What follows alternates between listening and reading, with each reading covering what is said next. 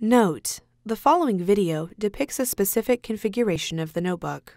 The same removal and replacement procedures apply to all configurations of the notebook. Before you begin, remove the top cover, solid-state drive if installed, and system board. Removal. Carefully remove the metal shielding from the clips on the system board and remove. Push both arms outward simultaneously to release the memory module to the spring tension position. Caution: when handling a memory module, use care to prevent touching the memory chips on the board. Touching the memory chips could damage or destroy the memory.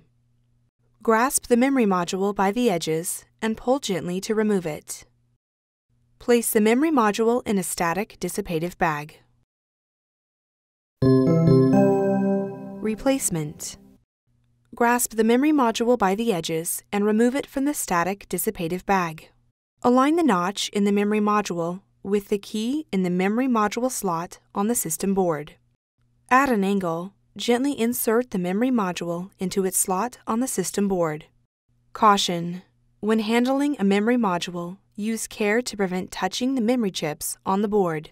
Touching the memory chips could damage or destroy the memory. Press the memory module down to latch the arms. Carefully place the metal shielding into the clips on the system board.